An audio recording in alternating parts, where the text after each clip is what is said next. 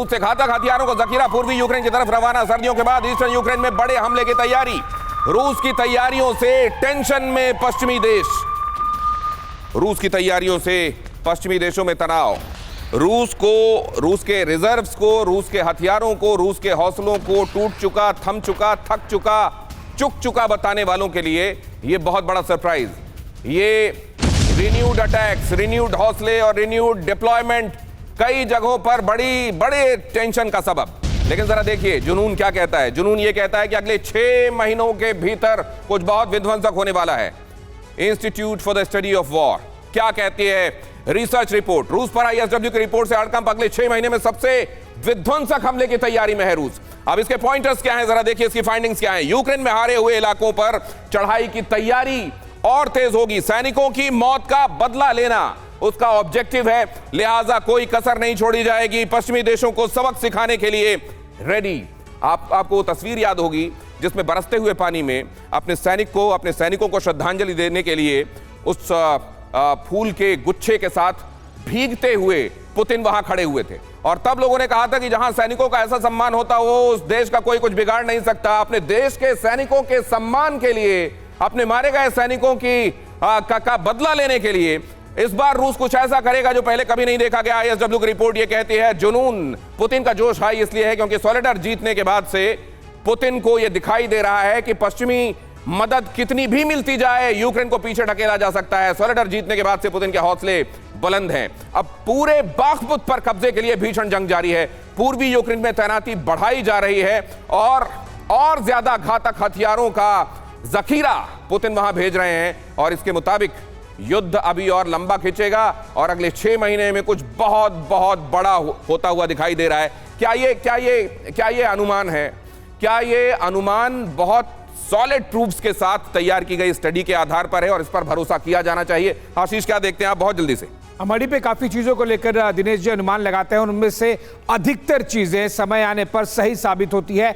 आईएसडब्ल्यू का भी यही जो प्रेडिक्शन है ये काफी हद तक सही साबित होता हुआ दिखाई देगा अगले कुछ महीने में, क्योंकि व्लादिमीर पुतिन के पास इसके अलावा कोई और ऑप्शन यूक्रेन और वेस्ट छोड़ नहीं रहा है। नाटो की तरफ से जिस तरह से ना केवल नए वेपन्स क्वांटिटी और क्वालिटी दोनों पॉइंट ऑफ व्यू लगातार प्रोवाइड किए जा रहे हैं, बल्कि अपील और की जा रही है और आने दो और भेजो सामान वहां से। ये हौसला अफजाई भी करेगा और युद्ध को कह रहे हैं आगे कि ये यूं ही नहीं है। अब जरा डुगिन से बात करके लौटे हुए मनीष झा, जो कि जानते हैं पुतिन के दिमाग में क्या चल रहा है, मैं ये जानना चाहता हूं मनीष की ये कितना विध्वंसक होगा? क्या ये एटम की तरफ जाती हुई बात है?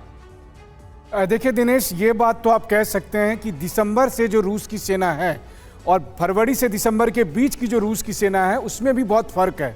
चाहे आप मोराल के रूप में कहें, चाहे उसके पीछे की स्ट्रेंथ की बात कहें, क्योंकि 17 दिसंबर वो तारीख है जब प्रेसिडेंट पुतिन ने खुद इस युद्ध का नेतृत्व अपने हाथों में ले लिया। और उसके बाद आप देखिए कि महज 1 महीने के अंदर सोलेडार पर विजय हुई, बखमुत पर बढ़त बनाए हुए हैं। और आने वाले समय में, क्योंकि अब ये दावा सिर्फ रूस नहीं कर रहा बल्कि ये दावा अब अमेरिकी संगठन कर रहे हैं, और ये वाकई में बात सही है कि रूस अब आने वाले अगले कुछ महीने में ना सिर्फ खेरसौन, लीमन और खार्किव को हासिल करने की पूरी कोशिश करेगा, बल्कि बहुत हद तक उसमें सफल भी हो जाएगा। हाँ, ये बात जरूर है कि रूस ने अब ये तैयारी कर रखी है कि जो नाटो देश अब तक अप्रत्यक्ष रूप से लड़ रहे थे, हो सकता है कि वो अब डायरेक्ट 20 जनवरी की मीटिंग के बाद आ भी जाए, तो उससे लड़ने के लिए रूस अब पूरी तरह खुद को तैयार कर रखा है।